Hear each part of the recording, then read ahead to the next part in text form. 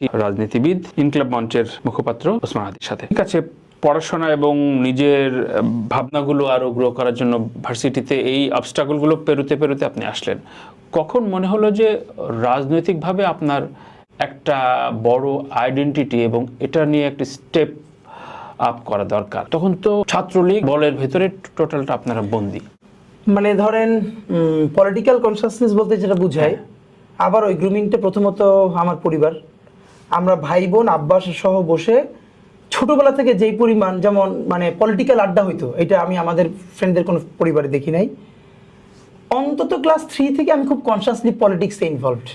আচ্ছা, মানে এই গল্পটা আমি অনেক আগে কোথাও লিখছি। হ্যাঁ, ক্লাস 3। প্রমাণটা হলো আমার বাসা থেকে উপজেলা বিএনপির অফিস তখন 1 থেকে 2 মিনিট দূরে, আচ্ছা, নর্থ সিটিতে।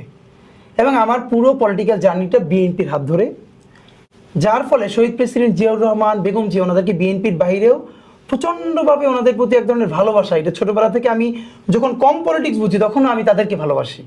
আমার মনে আছে যখন আমি ক্লাস 3-তে পড়ি, আমার বাসা থেকে 1 থেকে 2 মিনিট উপজেলা বিএনপির যেহেতু অফিস, আমার সাথে ফ্রেন্ডরা যখন ক্রিকেট বা ফুটবল খেলতে যাইতো আমি সেটাও চাইতাম, কিন্তু আমি সময় পেলেই বিএনপির অফিসে গিয়ে বসে থাকতাম।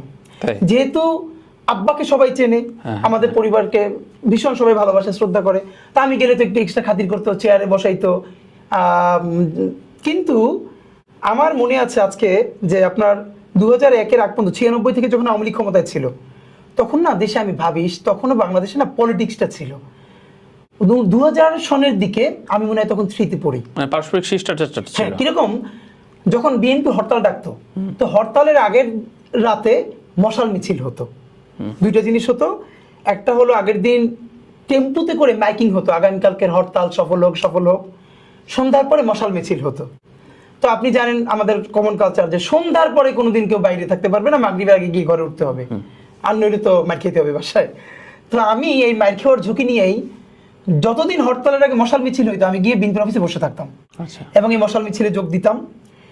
মিছিল শেষ হওয়ার পরে অল্প কিছু লোক থাকতো, চৌমাথায় সংক্ষিপ্ত একটা বক্তৃতা করে প্রোগ্রামটা শেষ হইতো, কিন্তু আমি শুধু ওই প্রোগ্রামটার জন্য দাঁড়াই থাকতাম।